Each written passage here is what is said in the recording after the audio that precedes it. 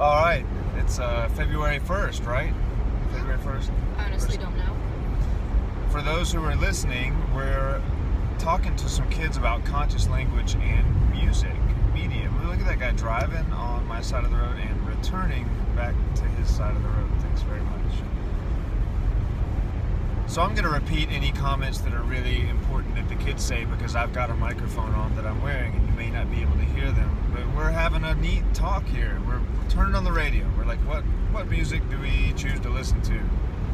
Well, I've got some stuff that I like to listen to. Got, Pandora, got the radio. So we turn on the radio, and what I'm doing as a dad is going to sort of discern if that radio music is the kind of mantra that I want to say to myself in my head and over my kids. How am I going to bless them? And I am blessing them with music, so I choose good music, good lyrics. And I love rock and roll. I want to rock. I choose to rock, bam, and jam out. We turn the music on, and the words come on, and it's kind of like, well, we'll keep this for a little bit. Not exactly conscious language, huh? So that conversation, the very fact that I as a parent can use that phrase, that question, and bring it up to my kids is so exciting to me. The fact that Leo here can at least have a choice. We may choose to go ahead and listen to some music, but we're making a choice. Imagine what a different state of being that is than subject to the influence of whatever media. Like, we don't have a choice. We just turn it on and, I kind of don't like it, but I'm going to listen to it anyway. Or even worse, being completely unconscious of the words that are being spoken to us through the lyrics of songs and music and media. So we have a choice. We may choose to listen to it, or we may change it, and that is awesome. So Leo, Yeah. my big old boy, have you noticed any times lately where something came across your eyes or your ears and you were able to evaluate whether or not it was what you would choose to digest as a human being? Has that happened lately? Have you seen any movies or shows or heard any songs where the language being used and spoken was not your highest choice? Well, just like, I think 5 minutes ago, we were listening to a song on the radio, and I didn't even understand the lyrics. And so, I didn't like that very much, but you went ahead and turned that off. So Leo's coming at it from a different angle, which is, well, I didn't understand the lyrics at all, and so, I didn't know what was being said. And that's a good point. If we do not know what is being said, must we still continue to put that into our subconscious? And so, do you think it's cool that you have the ability to choose media that's appropriate for you? You're a 13-year-old boy, and you understand, you have a certain worldview and outlook.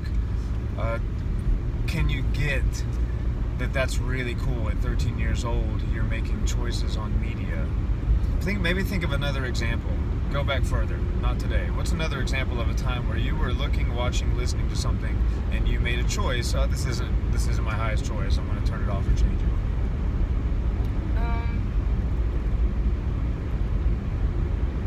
Iris? Not that I can think of now. Iris? Yeah. How about you? See, I know you've all done it because you tell me. You'll coach me. I'll be playing something and somebody will say, hey, that's, how else could we say that? Like in a conscious way, or that's not conscious language, or whatever.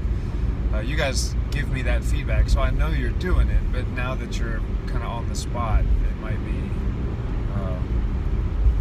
I don't know, some pressure. So can you think of any TV, movie, media, music, where you have recognized that the language being spoken in it was not your highest choice? Well, and you changed it or limited it or came up with ideas of how you could do it better?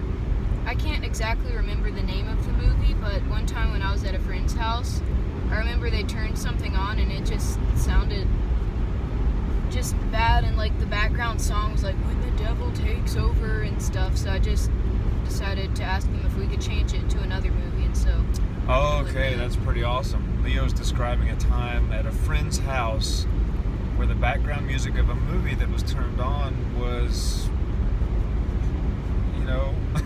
what'd you say? When the devil takes over? And Yeah, that was the lyrics I heard, and I was like, no, that's not. So Leo had the boldness to exercise his choice and say, hey, can we put something else on? What else do you have we can listen to or we can play? That's awesome, dude. I'm just here to tell you. That's some high-functioning human beingness. Iris, any ideas, thoughts? Well, there is this one song. I didn't really like it because it was talking about how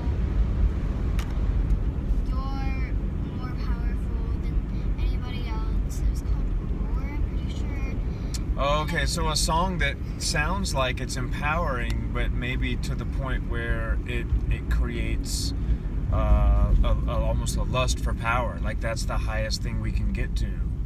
So the song is really just championing power.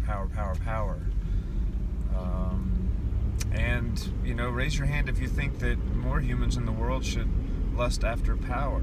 Okay, not a lot. So this is coming from a 10-year-old girl here in the back seat. That's Iris back there, and she's just pointing out that there's a song. Now here's the thing too, is that we can really love a song and recognize that the lyrics are not our highest choice. So one thing that you can do with your kids, and this is really fun, and you can do it for yourself. I was doing it with Bob. Bob does it all the time. That is, rewrite the song.